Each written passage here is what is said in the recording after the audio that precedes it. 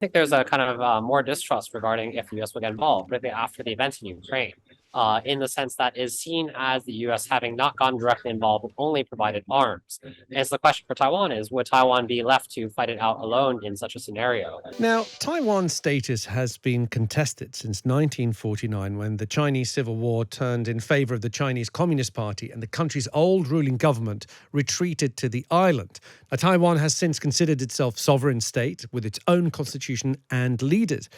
But China still sees it as a breakaway province.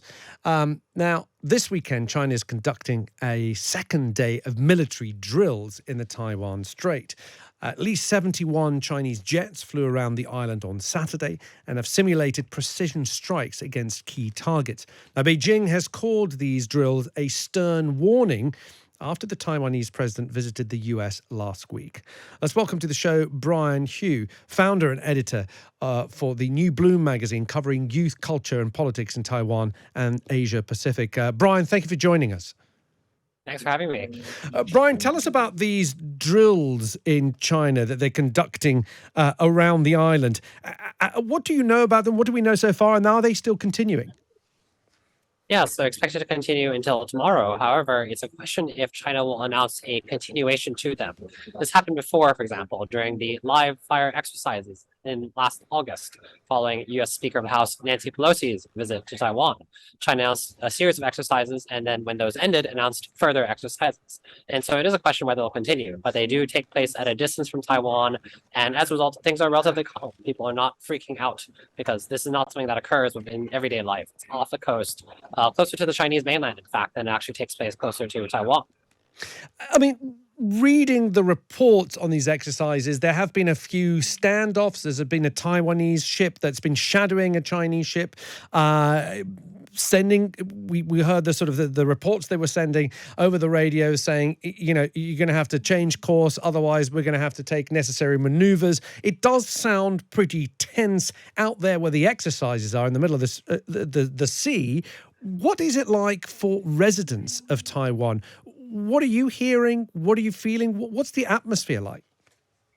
Yeah, so the interesting thing is that, for example, with these exercises, there's always a danger. Let's say an incident happens. It's not something anyone intends, but maybe bravoism or, jingoism kind of gets out of hand. People argue, and then they end up actually having some kind of event that occurs, and there's then a demand for further action. That's the real danger of what happens. That could lead to warfare. But in the meantime, in Taiwan itself, because it is so far from Taiwan itself, people are not actually reacting in the sense of panicking and so forth. Taiwan has faced Chinese threats for decades. And so people are actually quite inured to it. People are quite used to it.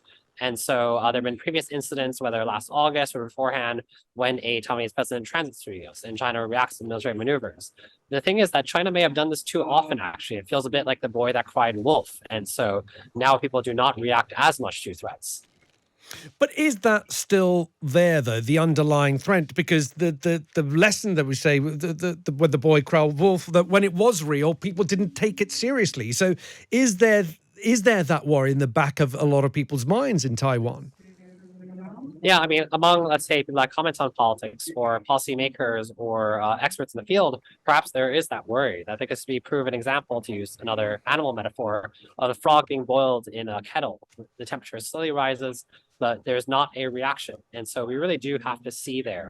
But in the meantime, it is a front page story, but it's one of many front page stories alongside celebrity gossip, news about the upcoming election, and so forth. And so I think it's actually to be seen. Will there be a panic this time, for example, or a stronger reaction at the very least than the live fire exercise of last August? I think that's still up in the air.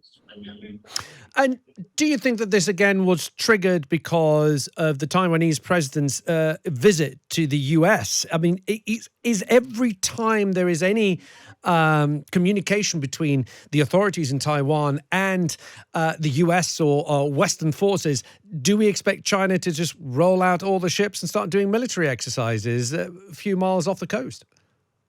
That actually is the question, because this is the second time this has happened then.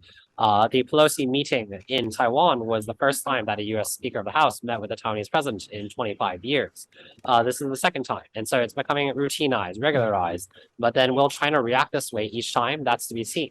the Taiwanese government shared intelligence with McCarthy, stating that it expected China to react this way if the meeting took place in Taiwan. So that was already an attempt by the Taiwanese government to dial back the rhetoric, to not unnecessarily provoke China, and yet China did feel the need to react this way. Some do interpret the exercises as China being relatively restrained in that they were not actually as close to Taiwan as during the last set of exercises. But now it is a question, will this be the repertoire, the pattern by which China reacts every time such a meeting takes place? And will it affect future meetings or the advisability or inadvisability of such meetings? That is a question that's on everyone's minds. And Brian, we know that the US, for example, are under legal obligation. They're bound by law to provide Taiwan with a means to defend itself. Is that partially the reason why what you describe? I know you're in Taiwan now, in Taipei. You describe this calm around you, that people are not panicked. Is it because in the back of their minds they're thinking, well, if anything happens, then the US are going to get involved? Well, I actually think there's a kind of more distrust regarding if the US will get involved, particularly after the events in Ukraine, in the sense that is seen as the US having not gotten directly involved, but only provided arms. And so the question for Taiwan is, would Taiwan be left to fight it out alone in such a scenario? That is to be questioned. However, that being the case, I think that people are not necessarily banking on the US in all cases. I also don't think that's the reason for calm, because this is actually still very far of an event that would lead to the outbreak of war, despite how international media often talks about it for the sake of headlines or for clicks and so forth. And so I think actually that is the reason for calm, because the assessment of Chinese people is that this is not something that would lead to war at present.